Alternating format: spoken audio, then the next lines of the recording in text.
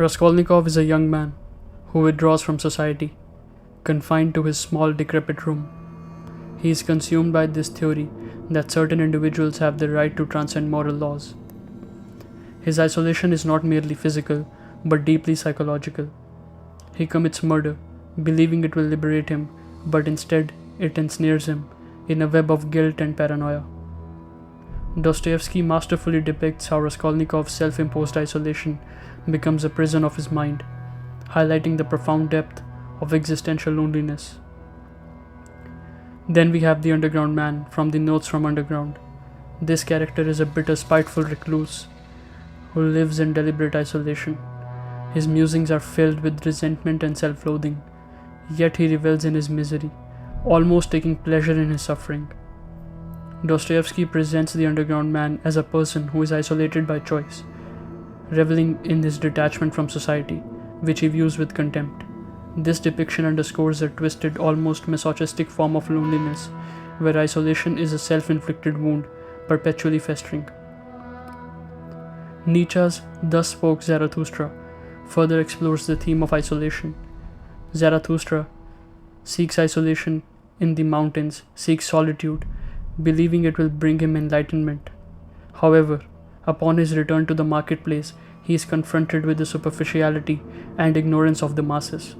He realizes that his true isolation is not in the physical solitude of the mountains, but in his profound alienation from those around him.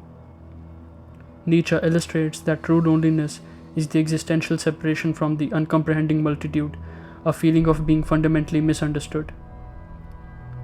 Dostoevsky and Nietzsche both suggest that loneliness, while deeply painful, can also be transformative.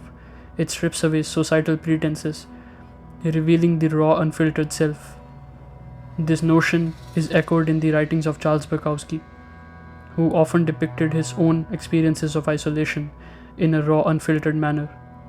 Bukowski's protagonists, much like those of Dostoevsky, find a form of brutal honesty in their solitude. In their seclusion of their rooms, with only their thoughts and a bottle for company, they uncover a grim yet profound beauty in their lonely existence.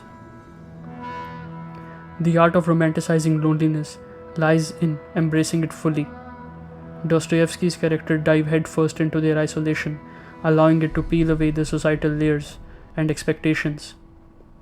Nietzsche's Zarathustra finds a paradoxical clarity in his alienation. In these moments of solitude, whether in the oppressive confines of a small room or in the lofty heights of a mountain, there is a unique opportunity of introspection and self-discovery. Romanticizing loneliness is about recognizing its dual nature. It is a dark, often painful experience, and yet it can lead to a profound self-awareness and authenticity. By embracing solitude, we can confront the deepest part of ourselves, unearthing a raw, unfiltered version of our being. It is in this stark, unadorned state that we often find the truest expressions of our humanity, and therein lies the poignant beauty of loneliness.